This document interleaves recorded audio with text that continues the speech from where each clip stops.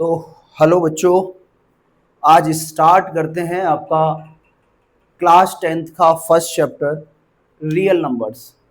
तो इस चैप्टर में फर्स्ट हम डिस्कस करेंगे इसके इंट्रोडक्शन पार्ट को, और उसके बाद फिर हम एक्सरसाइज सॉल्व करेंगे और क्वेश्चंस जो प्रीवियस ईयर में आए हैं वो सॉल्व करेंगे। आज फर्स्ट क्लास में हम देखेंगे इसका बेसिक। तो सबसे पहले इसमें क्या क्या टर्म यूज होंगे। एक तो रियल नंबर यूज होगा, दूसरा रियल नंबर किसके कॉम्बिनेशन से बना हुआ है। तो रियल नंबर्स है, तो real numbers are real numbers are union of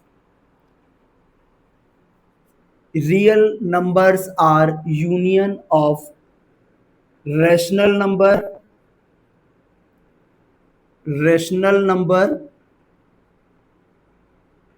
and irrational number.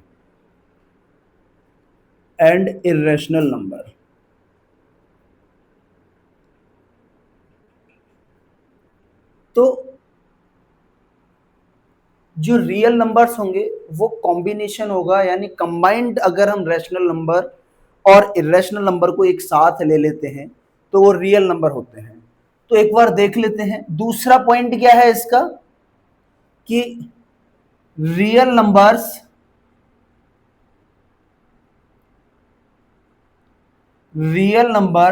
Can be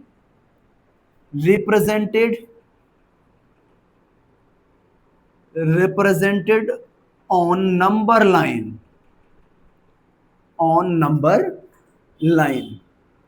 तो चाहे वो रेशनल नंबर हो चाहे इरेशनल नंबर हो, हम उसको एक नंबर लाइन पे रिप्रेजेंट कर सकते हैं। तो सपोज अगर ये हमारा जीरो है, जीरो से आगे 1 2 3 4, और इधर अगर हमने लिया -1 -2 -3 एंड सो ऑन। अब इसके बीच में कोई इरेशनल नंबर भी आए तो हम उसको भी ड्रॉ कर सकते हैं। 9th क्लास में हमने √2 को ड्रॉ करना सीखा था। तो √2 लगभग यहां कहीं आएगा या यहां पे कोई नंबर होगा। ये सारे के सारे नंबर्स, रैशनल और इरेशनल नंबर्स को हम इस पे रिप्रेजेंट कर सकते हैं। इसके बाद ये जितने भी नंबर लिखे ये तो मैंने इंटीजर्स लिखे हैं, बट यहां अगर मैं बोलूं कि एग्जैक्टली बीच में 1/2 आएगा, यहीं कहीं हमारा √2 भी कहीं ना कहीं लाई कर जाएगा। बहुत छोटा लिखा है, शायद हो सकता है दिखने में दिक्कत हो। तो √2 √3 √5 पाई, we can draw all numbers on this number line. Now second point है, हमने यहां यूज किया है दो टर्म को, एक तो रैशनल नंबर और दूसरा इरेशनल नंबर। तो अभी फिलहाल मैं एक्सप्लेन करता हूं कि व्हाट आर रैशनल नंबर्स और इरेशनल नंबर्स। तो रैशनल नंबर्स की हम बात करते हैं, तो rational numbers can be written in the form of P/Q। Rational numbers को हम लिख सकते हैं, तो the number which can be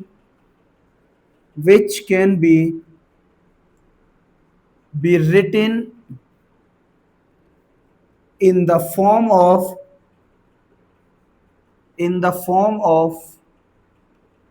P/Q, where P and Q are co-prime integers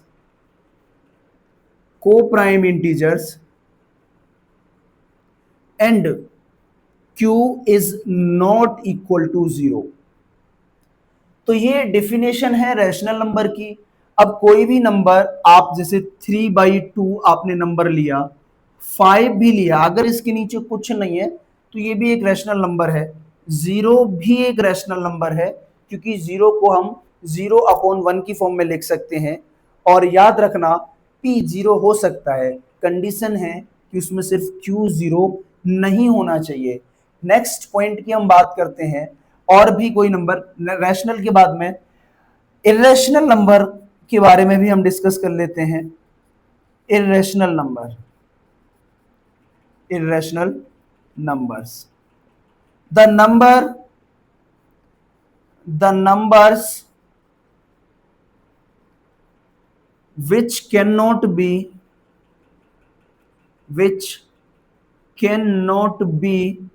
written in the form of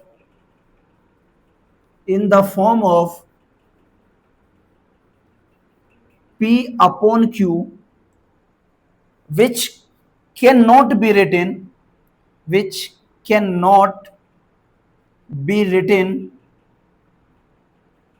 in the form of P upon Q, where P and Q are co-prime integers. Sometimes we can write integers only,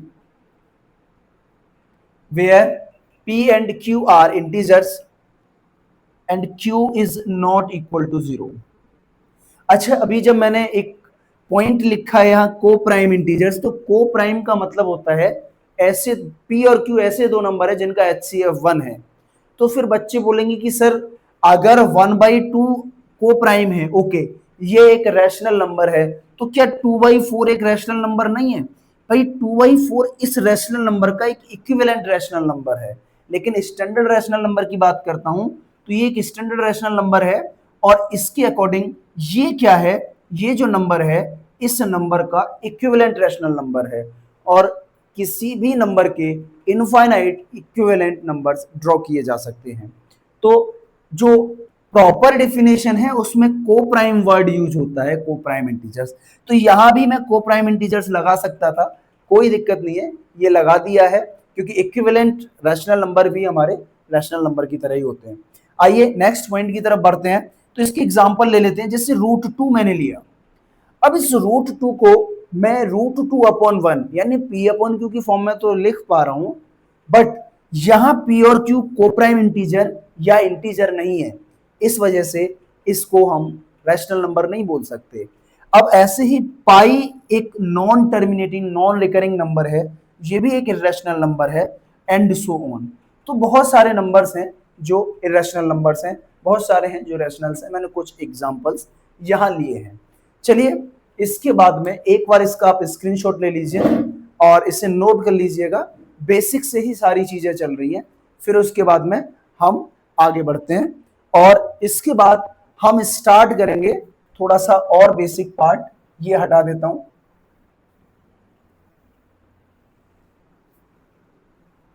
इसके बाद में हम discuss करेंगे को prime, prime, को prime, ठीक है ना, और कंपोजिट नंबर. ये सारे पॉइंट्स हैं जो इस चैप्टर में यूज होते हैं और हर चैप्टर में ही यूज होंगे, ऐसा नहीं है यही यूज हो रहे हैं, हर चैप्टर में यूज होते हैं ऐसे पॉइंट्स. तो उसके लिए आपको पहले से ही ये पॉइंट पता होने चाहिए. चलिए स्टार्ट करते हैं हम नेक्स्ट पॉइंट पे. तो सबसे पहले अब हम डिस्कस करेंगे प्राइम नंबर्स क्या होते हैं. प्राइम नंबर्स, जब हम प्राइम नंबर्स की बात करते हैं, the number which have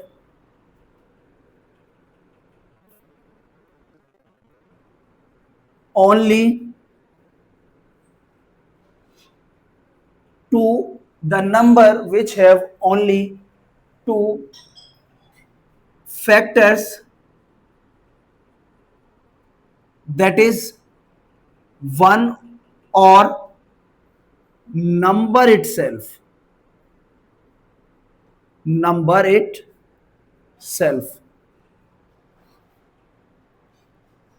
the number which have only two factors is called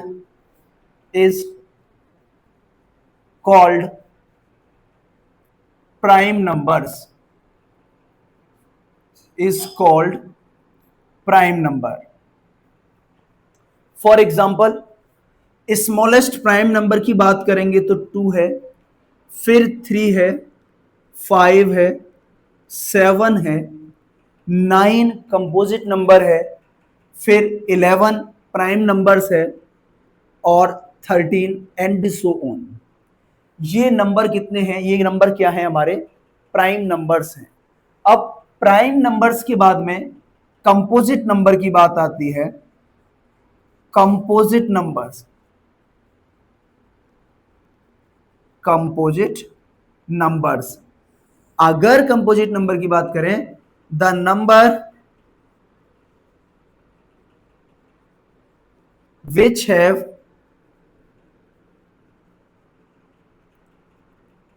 more than two factors,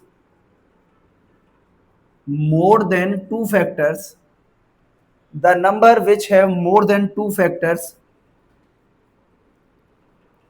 are called, the number which have more than two factors are called, या is called composite number, composite number। Example के लिए मैं लिखता हूं, composite number कौन से होते हैं बेटा, 2 और 3 के बाद 4 आता है, 6 आता है, 8 आता है, 9 आता है, 10 आता है, एंड सो ऑन। तो याद रखिएगा कि स्मॉलेस्ट कंपोजिट नंबर 4 है और स्मॉलेस्ट ऑड कंपोजिट नंबर 9 है। होपफुली ये बात आपको समझ में आ गई होगी। तो प्राइम नंबर्स हो गए, कंपोजिट नंबर्स हमने नोट कर लिए। अब इसके बाद आता है बच्चे 1। अब 1 का एक ही फैक्टर होता है, 1 अपने आप से ही डिविजिबल है या 1 से डिविजिबल है। अब आप ये तो नहीं कह सकते कि ये जो 1 है, ये 1 से जो डिविजिबल है ये 1 वाला है और ये नंबर इटसेल्फ वाला है, तो ऐसे तो नहीं बोल सकते, दोनों 1 ही है। इसका मतलब क्या है कि इसको हम किसी भी इन दोनों कैटेगरी में नहीं रखते हैं। तो 1 is neither prime, neither prime nor composite number, nor composite number, because it has only 1 factor, और कंपोजिट होने के लिए भी 2 फैक्टर्स की रिक्वायरमेंट होती है। तो प्राइम नंबर्स, कंपोजिट नंबर लिख लिया है। अब हम को प्राइम नंबर की बात करते हैं, रिलेटिवली प्राइम नंबर की बात कर लेते हैं। को प्राइम, को प्राइम, तो को प्राइम्स क्या होते हैं, the pair of two numbers, pair of two integers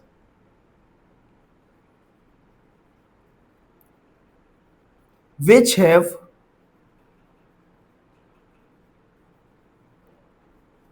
common factor, which have no common factor, no common factor other than 1।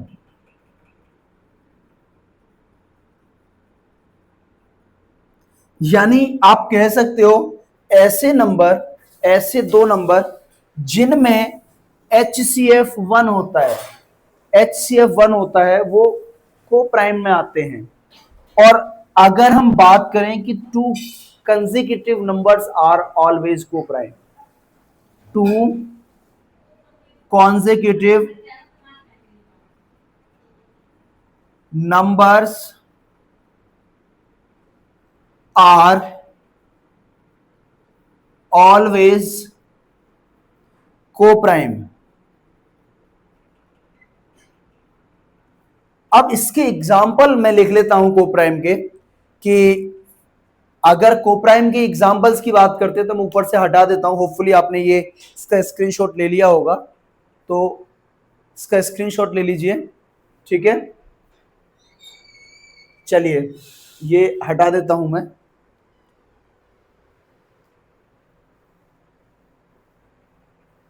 अब इसके बाद में इसके एक दो एग्जाम्पल लिखते हैं और को प्राइम इंटीजर्स के।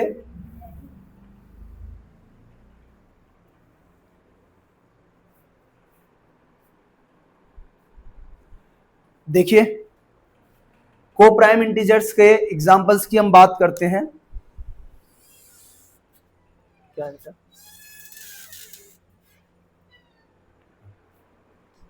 को प्राइम इंटीजर्स की बात करते हैं बच्चे, तो एग्जाम्पल में ले लेते हैं को प्राइम। एग्जाम्पल में ले लो 4 5 2 3 6 25, ठीक है, 7 और ये ले लीजिए 9। तो देखो यहां एक नंबर हमारा कंपोजिट है, दूसरा प्राइम है, बट ये दोनों का HCF 1 है, तो ये को प्राइम की कैटेगरी में आ जाएंगे। ये दोनों ही प्राइम है तो ये भी को प्राइम हो गए। ये दोनों कंपोजिट हैं बट इनके बीच में HCF 1 है, इस वजह से ये भी को प्राइम की कैटेगरी में आ जाते हैं। 7 और 9 अगेन ये प्राइम है, ये कंपोजिट है, तो ये भी को प्राइम की कैटेगरी में आ गई। अच्छा, आप एक बार ये जरूर बताना कि अगर एक नंबर प्राइम है तो क्या दूसरा नंबर हम कोई भी लें को प्राइम हो सकता है? तो एक बार सोच के बताइएगा इस पे, इसके बाद में फिर हम आगे डिस्कस करते हैं। ये को प्राइम आपने प्राइम को प्राइम ये हमने डिस्कस कर लिए हैं क्योंकि इनका यूज बार बार होगा। और उसके बाद में फिर अब इसके बाद नेक्स्ट पॉइंट जो आता है बेसिक का, वो आता है फंडामेंटल थ्योरम ऑफ अर्थमेटिक। यानी नेक्स्ट जो पॉइंट आता है बच्चे, फंडामेंटल थ्योरम ऑफ अर्थमेटिक। तो ये है फंडामेंटल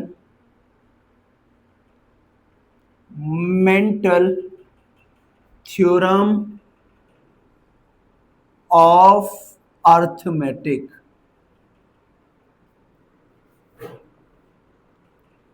अब देखो इस थ्योरम का, ये थ्योरम आपके लिए नई नहीं है, आप इस थ्योरम का पहले से ही यूज करते आ रहे हैं, बट प्रॉब्लम क्या है कि आपने इस नाम को कभी इस थ्योरम में नहीं देखा।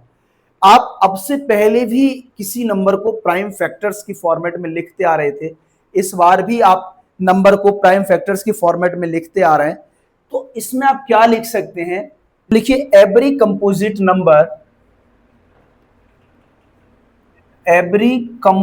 Number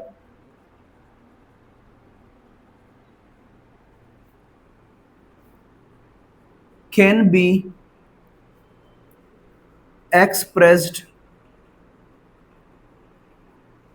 every composite number can be expressed a product of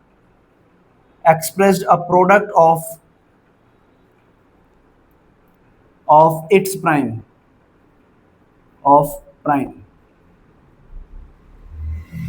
तो प्राइम नंबर के फॉर्मेट में हम किसी भी कंपोजिट नंबर को लिख सकते हैं। अब इसमें क्या है, अब जब हम एक्सप्रेस कर रहे हैं तो जो फैक्टराइजेशन है वो यूनिक होना चाहिए। The factorisation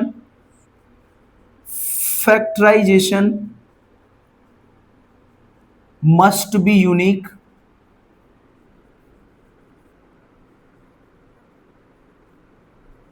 accept order.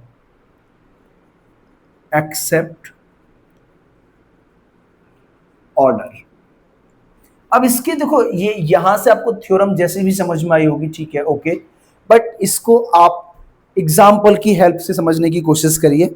Example लेते हैं, मैं दो नंबर लेता हूं प्राइम फैक्टराइजेशन के लिए, एक तो 96 है, एक 105।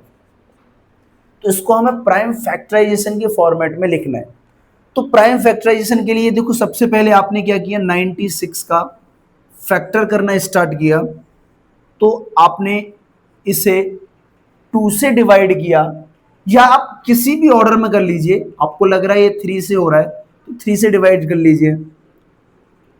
अब ये 32 आपको पता है, अगर नहीं पता तो ये याद कर लो कि 32 2 की पावर 5 होता है, ठीक है ना। तो 2 की पावर यहां से 2 से डिवाइड करेंगे तो ये 16 टाइम्स जाएगा, फिर 2 से डिवाइड करेंगे तो ये 8 टाइम्स जाएगा, 2 से डिवाइड करेंगे तो 4 टाइम्स जाएगा, 2 से ये 2 टाइम्स जाएगा और 2 से ये 1 टाइम जाएगा। तो इसको हम प्राइम फैक्टराइजेशन की फॉर्मेट में लिख सकते हैं 2 की पावर 5 इंटू 3। 105 को भी प्राइम फैक्टराइजेशन में लिख सकते हैं। अब 105 अगर लास्ट में कोई नंबर 5 आ रहा है या 0 आ रहा है तो वो डेफिनेटली 5 से डिविजिबल होगा। तो 5 से डिवाइड कर दीजिए। अब ये 3 से हो जाएगा और ये 7 से हो जाएगा, तो इसमें सारी पावर 1 1 है, तो आप लिख लीजिए 3 इंटू 5 इंटू 7। तो हमने बच्चे ये सारी चीज़ें लिख ली हैं यहाँ पे और सही से लिख ली हैं। अब इसके बाद में बात करेंगे, ये हो गई हमारी फंडामेंटल थ्योरम ऑफ अर्थमेटिक, यानी इसको आप ये लिख सकते हो, इसको आप ये लिख सकते हो। तो आपने अगर ये कर लिया तो इसी का एक नेक्स्ट बेसिक पार्ट आता है एलसीएम एंड एचसीएफ। तो एलसीएम और एचसीएफ की बात कर लेते हैं। एलसीएम एलसीएम में हम यही एग्जांपल ले लेते हैं, एलसीएम ऑफ 96 एंड 105, और वो भी हमें बच्चे प्राइम फैक्टराइजेशन मेथड से ही लेना है। तो इसमें आप क्या करेंगे, 96 के 96 को आपको पता है क्या लिखोगे, 2 की पावर 5 इंटू 3। 105 को आप क्या लिखोगे, 3 इंटू 5 इंटू 7।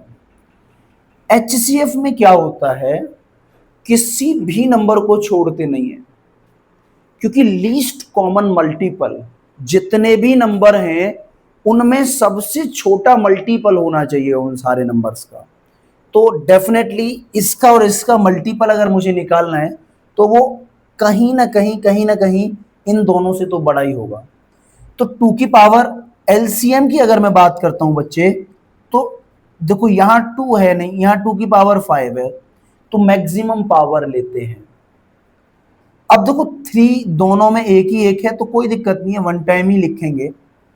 5 भी वन टाइम लिखेंगे और 7 भी, छोड़ेंगे कुछ नहीं, ठीक है। तो अगर आप इसमें एलसीएम आप निकालना चाहते हैं तो आपको मल्टीप्लाई करना होगा। तो मल्टीप्लाई में 2 की पावर 5 बेटा 32 हो गया। 32 का मल्टीप्लाई कितने से करना है, इसका मल्टीप्लाई कर लो, ठीक है ना। तो ये कितना आ जाएगा, अच्छा ऐसे भी कर सकते हैं, देखो 2 की पावर 4 इंटू 2 लिखो, इससे क्या आ जाएगा कि कुछ आसान हो जाएगा, है ना। अब ये लिखा, इसके बाद में 3 लिखा, पहले 5 लिखो, फिर 3 लिखो और फिर 7 लिखो। देखो 3 और 7 का मल्टीप्लाई किया तो 21 आ गया, 2 और 5 का मल्टीप्लाई किया तो 10 आ जाएगा। 10 आने का मतलब है कि आपको अब एक जीरो से मल्टीप्लाई नहीं करना पड़ रहा है, यानी ये 2 मल्टीप्लाई ना करने की बजाय आगे बस एक जीरो ही लिखना है। और 2 की पावर 4 को आप 16 लिख सकते हो, तो 16 का मल्टीप्लाई कर लो, तो 16 1 जा 16 का 6 1, 16 2 जा 32 और 1 33, और जब हम इसकी मल्टीप्लाई करेंगे तो एक जीरो और आ जाएगी, तो 3360 मेरा क्या आ जाएगा बच्चे, 3360 एलसीएम आ जाएगा, ठीक है। तो मल्टीप्लाई में याद रखिएगा कि अगर आप 32 का फिर 5 में करते या फिर 3 में करते फिर 7 में करते तो हो सकता है थोड़ी सी आपको डिफिकल्टी होती, बट अभी आपको कुछ भी ऐसा फील नहीं होने वाला है, इस तरीके से कर सकते हो। तो ये हो गया बच्चे एलसीएम। अब इसकी बाद जो बात करेंगे वो करेंगे एचसीएफ की, ठीक है। इसके बाद ये फैक्टराइजेशन आपने कर लिया है, फंडामेंटल थ्योरम्स आपने देख लिए, ये एक बार अगर आप चाहें तो स्क्रीनशॉट लेना चाहें तो ले लीजिए, नोट करना चाहें कर लीजिए, नहीं करना चाहें मर्जी आपकी, ठीक है ना। तो इसको मैंने हटा दिया है यहाँ पे। इसके बाद में ये एलसीएम में आंसर यहां लिख देता हूं, बोर काफी, एलसीएम में यहां लिख देता हूं, ये आ जाएगा 2 की पावर 5 3 5 और 7, और इसको जब आप लिखोगे 3360। अब बात करेंगे एचसीएफ की। एचसीएफ तो सेम नंबर का एचसीएफ भी निकाल लेते हैं, एचसीएफ भी निकालना आना चाहिए आपको। HCF of 96 105। ये सारी चीजें मैं सेमी एग्जांपल इस वजह से ले रहा हूं क्योंकि बेसिक कॉन्सेप्ट आपके पहले क्लियर करने हैं, उसके बाद में तो फिर हम बहुत सारे क्वेश्चंस इसमें सॉल्व करते चलेंगे। तो आपको पता है कि 96 कैन बी रिटन एज 2 की पावर 5 इंटू 3 और 105 को हम लिख सकते हैं 3, 5 और 7। अब हमें HCF निकालना है। HCF का मतलब है हाईएस्ट कॉमन फैक्टर। फैक्टर मतलब कॉमन, मतलब वो फैक्टर दोनों में हो और मैक्सिमम हो, उन दोनों में उससे बड़ा कोई फैक्टर कॉमन ना आए।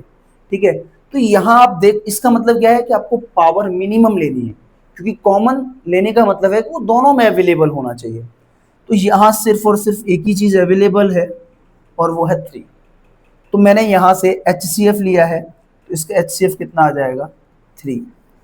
जो दोनों में कॉमन है वही लेंगे, अगर दोनों में कॉमन है तो फिर पावर जिसकी मिनिमम है वो लेंगे।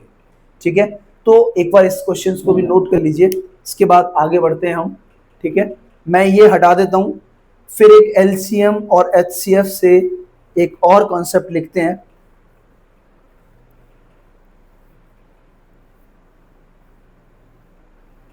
फिर LCM और HCF का एक और फैक्टर हम लिखेंगे।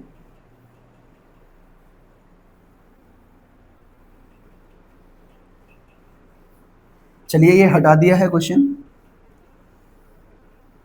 एक और इंपॉर्टेंट पॉइंट होता है,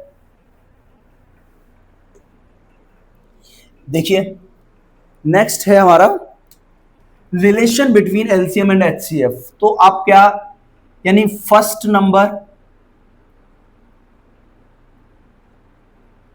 इनटू सेकंड नंबर, और ये किसके बराबर होता है LCM इंटू HCF। यानी इससे आप कैसे यूज करेंगे, कैसे निकालेंगे। यहां आपको 4 क्वांटिटी दी हुई है, LCM, HCF, first number, second number. इनमें से अगर कोई भी 3 आपके पास हैं तो चौथी आप आसानी से निकाल सकते हो।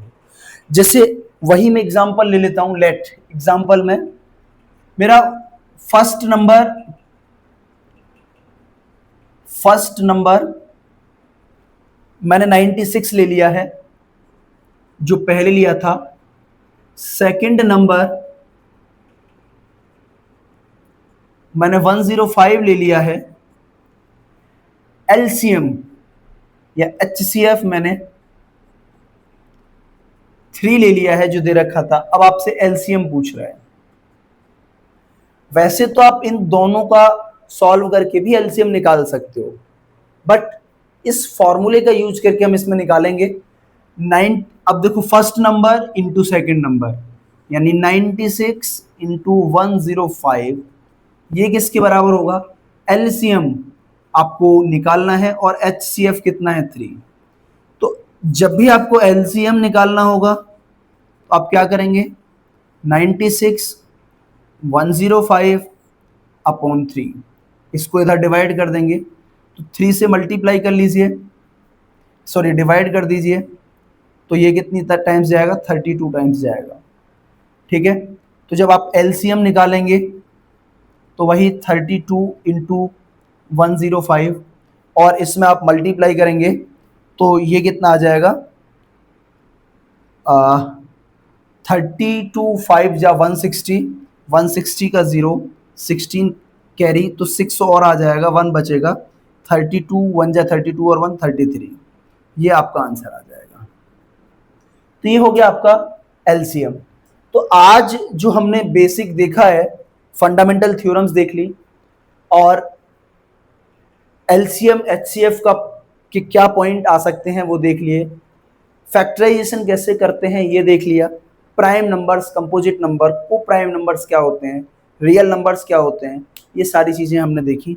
और आज के लिए इतना ही रखते हैं, फिर कल से हम नेक्स्ट पॉइंट उठाएंगे और वहाँ से सॉल्व करेंगे। ये आज इस चैप्टर की एक इंट्रो वीडियो थी, तो आज के लिए इतना ही। Thank you.